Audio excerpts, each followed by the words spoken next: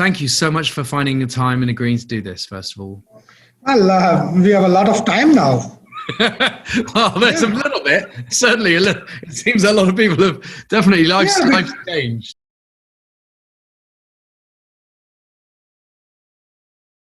I mean, it sounds like you have quite a unique experience versus other hoteliers I've spoken to at this time. So as you think now, sort of forwards a few weeks or a few months, what are the things that you're beginning to sort of do now in the meantime to gear you up or to be ready for when the world changes again?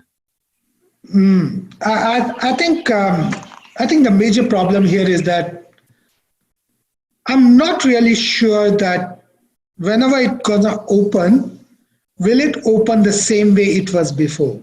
Yeah. I think that's what is the way the hospitality is looked at, the way the hotels are looked at, the way the restaurants are looked at. Everything may change in future.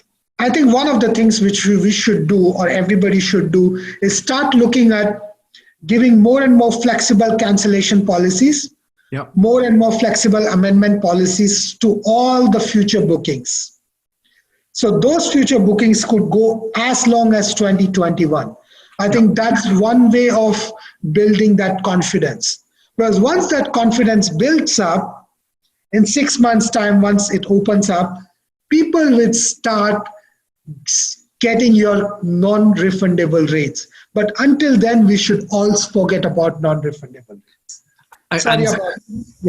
No, that's good, because that brings me on to, I guess, one of your favorite topics that we've talked about before, wholesalers and I guess, providing rates to other distribution partners. So how do you see, in terms of, as the market slowly, hopefully quickly starts to come back, your changing relationship with third-party distribution?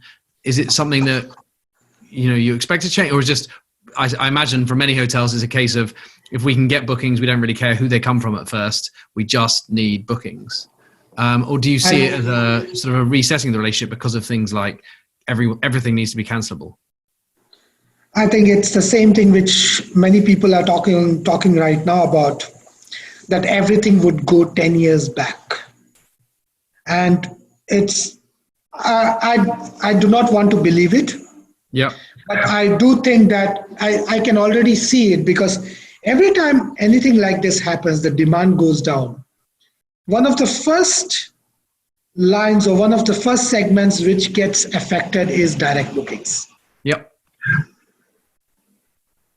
Because as hoteliers, we do have to listen to our owners, because the owners always have one thing in their mind, that they have to run a hotel. They need business. They need to make sure that there are heads in the beds. And especially when the demand goes down, the first ones to get up and say is your wholesale team, and says, oh, I can bring in 100 rooms. I can bring in guaranteed 75 rooms to you. And especially when the other segments may not immediately boost up, that is the time that we may have to say, okay, all right, if you can really bring in, just bring in for next 6 months. And do you think the wholesalers are going to be able to do that this time around? Because if they'd want them to be cancelable bookings, and it's hard to make those kind of commitments. I think I do not think they can bring in, because if we are going to go on that path, or any of the hotels are going to go on that path, it's going to be a disaster, because at the end of the day, we have to look at it like this. Today, whatever rates you give out to any of your offline channels will automatically come on your online channels. Yeah. So basically what's going to happen is what used to happen a few years back, or it's even happening today in many hotels. They don't even care about it, or they don't look at it. Because what happens is that for many of them, it's at the end of the day, it's business which is coming in, whether it comes offline or online. And many of them, they just say, oh, all my wholesale channels are so strong, they can bring in 75% of my business. Yeah. And many times when I sit with those hoteliers, I tell them, do you guys even look at those rates? Or do you even, maybe what they should start doing is that every guest who comes in, they should start asking them for their vouchers, which were printed out when they made the bookings. And they could see where was that booking made. Yeah. If that booking was made on ctrip.com or agoda.com or any.com, then that really means that there is something wrong in your whole distribution platform. But you see, so I hear when you said that, you know, we go back 10 years and there'll be a desire to immediately latch on to anyone who promises you business. But the other side of it, I wonder whether the wholesalers who will have had their fingers burnt, you know, promising volumes and then obviously so many people cancelling, I wonder if this is actually a potential opportunity time where their model gets slightly disrupted. So a few things working together. One is consumers want the added confidence, as you said, around cleanliness, which drives up the need and the desire to go to the source of truth, the hotel's own website, more than ever before. So even if we're saying that, you know, offline bookings, people are thinking, wait, I want the latest information, the best news about how this hotelier is like cleaning his rooms. So I feel that the benefit or the value add of a wholesaler is actually diminishing compared to the need to go to the direct site.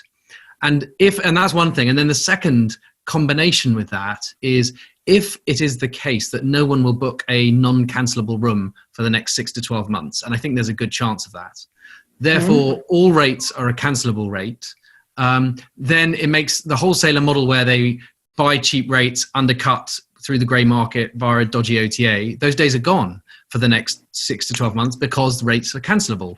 And if rates are cancelable, hoteliers can book and cancel and catch out the wholesaler, and their whole undercutting model falls apart. So I don't know, there's a little bit of me that has, I mean, I'm always an optimist about direct bookings, that sees this as a bit of an opportunity for hoteliers to capture people who are, you know, going to book their property and look at their website.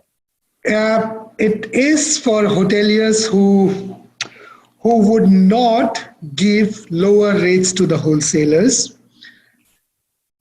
But the ones who will give out, what's going to happen is that at the end of the day, a consumer is still trained that he needs to go and still check his rates on trip.com. He still needs to go and check his rates on any meta search engines. Trivago is still going to put up the ads where it will say that, look at this rate, compare your prices across different websites, right? Yep. If that hotelier is still going, if that guest is still going to go and check on a hotel website and finds everything good with the hotel, and then just out of curiosity goes to one of the meta search engines and checks it and finds the rate to be 15% cheaper, I don't think. But the rates can't be cheaper if hotels aren't selling non-cancelable rooms. Then it's hard for the wholesalers to do that undercutting. They just. Well, at the end of the day, we all have to remember that these wholesalers will also be coming in once the situation is getting better to come up with rates which are going to be also flexible. Yeah. We are going to ask flexible cancellation policies, and many of the hotels are going to give it. I've seen it happening already, right? Especially in Asia. But if you have a cancelable rate that significantly undercuts the hotel, and the hotels then see it out there, then the hotels will book and cancel it. I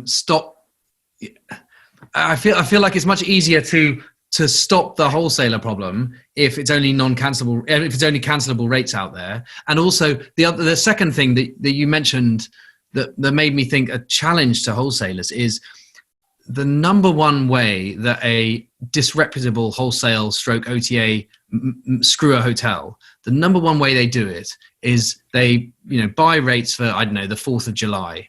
And they know that every year your 4th of July rate ends up at $400, let's say, and so they're buying at $100 with the full knowledge that you will be full by the 4th, and that's when they'll undercut you by charging $300.